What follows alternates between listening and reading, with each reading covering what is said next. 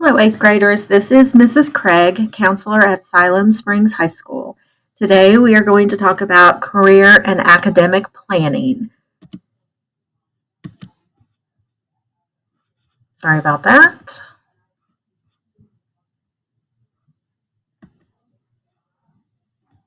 Okay, if I can make this work. So, freshman year,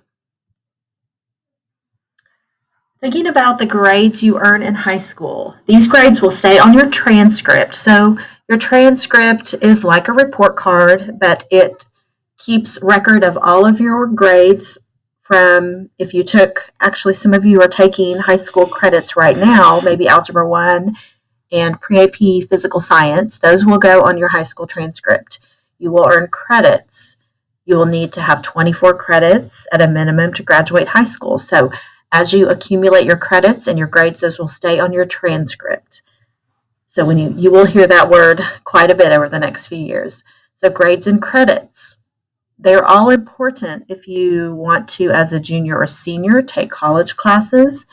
If you want to go to college, that will help you earn scholarships and will help decide the courses you will take.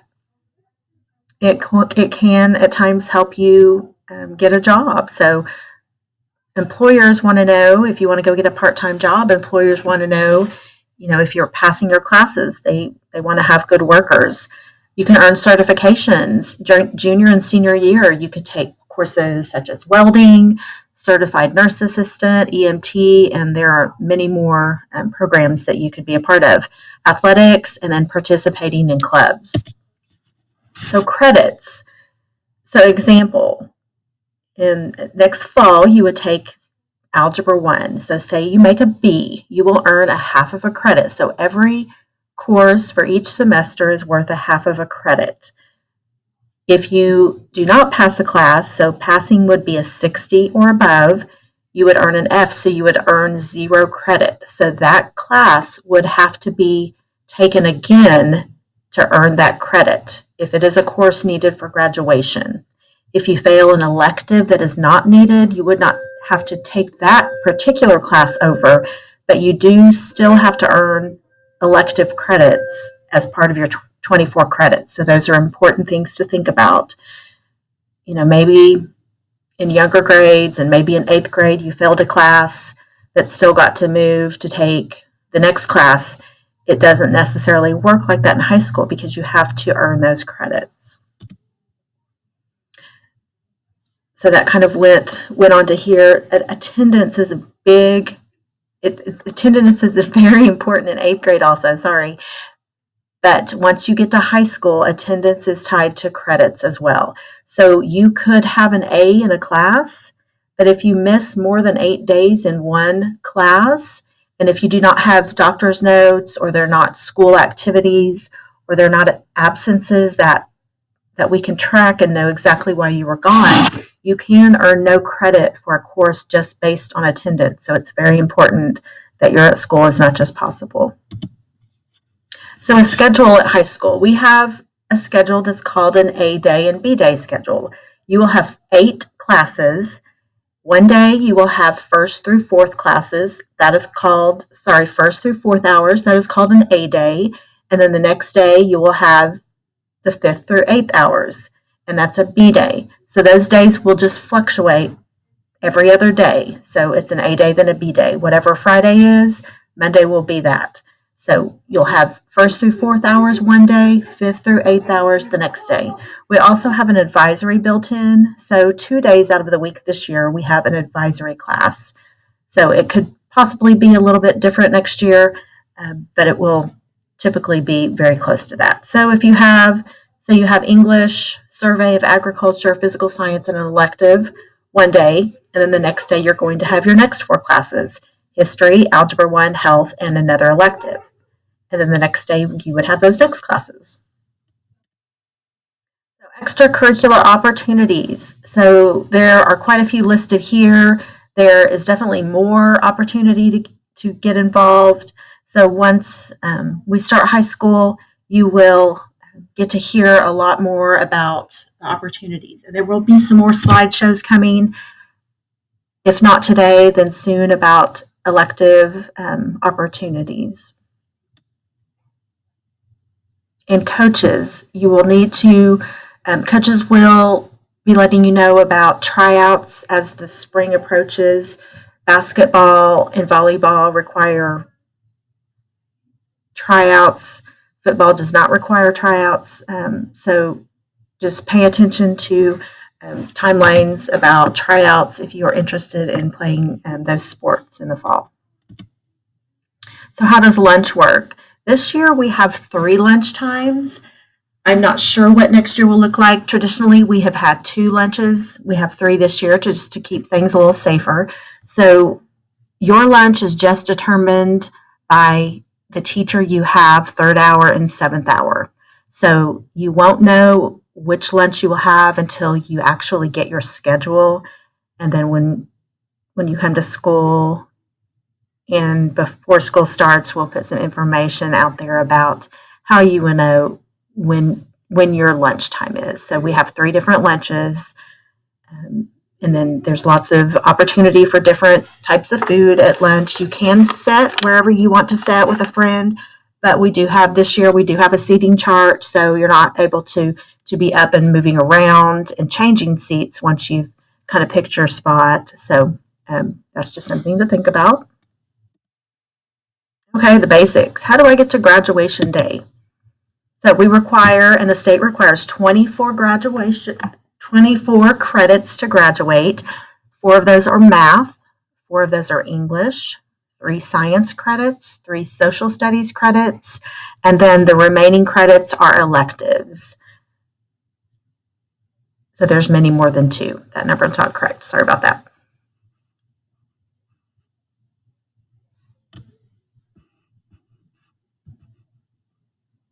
Okay, what classes are good for freshmen? So I'm linking this form here, and you will have opportunity to have a copy of this at a later date. I'm going to just open this up, and you'll be able to see. We've made this a little bit simple for you. These classes are the classes that you are going to choose from.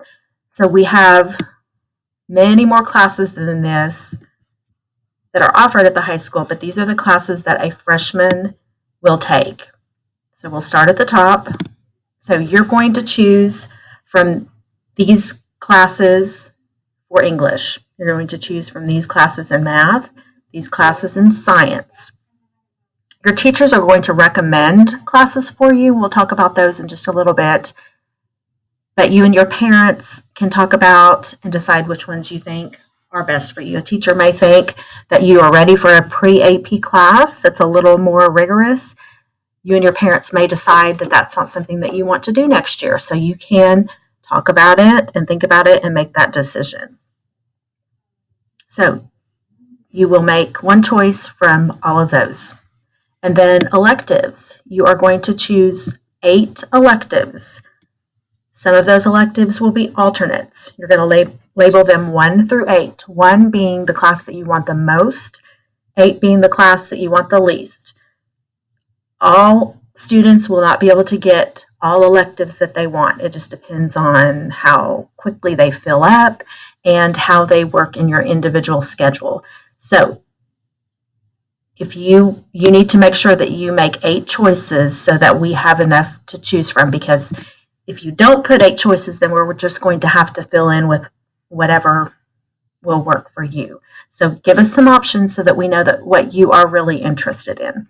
If you are going to play football, volleyball, or basketball, choose which ones, and you can choose football and basketball. We'll enroll you in the correct way for that. You'll start with football first, obviously, if you're a male football player.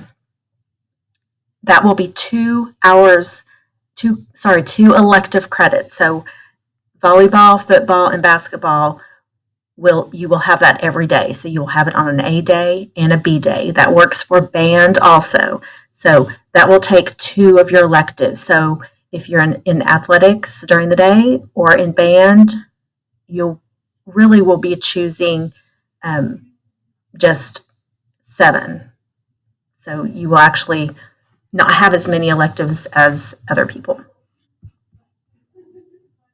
And so this goes down. So you have language choices, you have agricultural choices.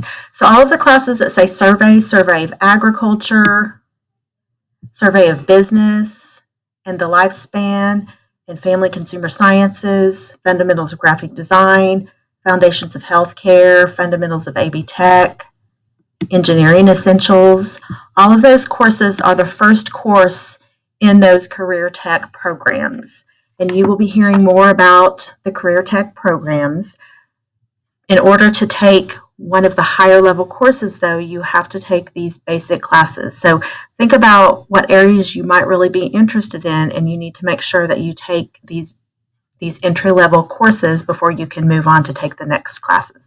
And you may not be able to take all the ones you're interested in this year, but you can take an introductory class next year, and then junior and senior year you can take some more of the higher level classes. And then everyone is required to take health and at least a PE. So if you are not in athletics, you do have to take a physical education class at some point. So it's a good opportunity to go ahead and get that taken your freshman year. And everyone must take a health. We want everyone to go ahead and take that their freshman year, but it may not work out for everybody. So some students may take it their sophomore year. So that's kind of a quick rundown of enrollment. We will talk later and in the coming weeks about how this process is going to happen, but this is just something for you to start looking at.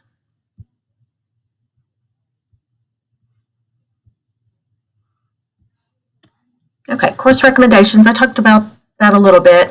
Your teachers will be making recommendations for you. What is the next science class you need? What's the next math class? What's the next English? But we can always talk about if you want to make a different choice. We can talk about that. You will be entering your course requests in your HACC account on February 25th.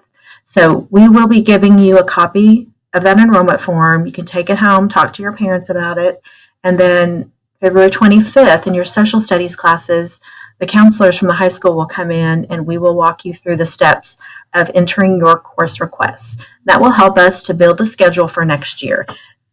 When you're entering that is not your schedule. That is just telling us and helping the computer to build your schedule for next year. So you will not see your schedule until late in summer or very early August before school starts. And then you'll have a chance to look at it and we can make changes if needed. Advanced placement pre-AP. You won't be able to take advanced placement courses quite yet, but you will be able to take pre-AP courses. So thinking about that those are advanced classes, they do require more time outside of class. They are preparing you to take college level courses. So just thinking, being ready to take a more advanced class and that it does take a little more dedication on your part. Okay, the CAP, we call them CAP flowcharts in the CAP book. That stands for Career and Academic Planning when you see that. So this is what, this link is not live right now, but it will be soon. So you'll be able to click here to get into the book. And what the CAP book is, it tells you every course that we offer, what grade level can take it. It gives you descriptions, gives you the prerequisite. A prerequisite is a course that you must take before you can take that course. So this is a link that will take you there. So using the CAP book gives you detailed information. It tells you about the credits. Also, if it's an honors credit or a high honor credit, and we'll talk about that here in just a little bit, and GPA, which is your grade point average. So using the CAP book, when you look, you will see this page. This is your requirements. This is just a little snapshot of it. You'll be able to see, and it tells you exactly the courses you need for graduation. As your counselors, we keep track of your graduation checklist, but it's important that you and your parents, that you are keeping track of this every year also, because we have to do this as a team. So this is your graduation plan, so we need to make sure that you're paying attention to this also. Grade level classification. When you come in as a freshman, you will have possibly 2 credits from 8th grade. If not, then you will have no credits. So by the end of 9th grade year, you need to have 6 credits to be able to be classified as a sophomore. And then you can see so on. So if you want to continue to move on, you need to earn those credits. And if we don't earn the credits, that we'll have to go back and get those made up. And the grading scale is below. So looking at a course, how you will read this, a survey of agriculture systems, it tells you the level that 9th, 10th, 11th, and 12th graders can take this course. And there is no prerequisite. So that means that you as a freshman, this is the first class you can take if you're interested in agriculture. And you can see animal science, a prerequisite is survey of ag. So for every other ag class, you must have this class first. So that's important. And that's just the same way for all of the other departments. Using the CAP book here is an important information about class rank and honor graduate. If being an honor graduate or a high honor graduate is something that's important to you, there are some additional standards above our baseline of 24 credits. So you can read those here, and there's more information about that coming soon.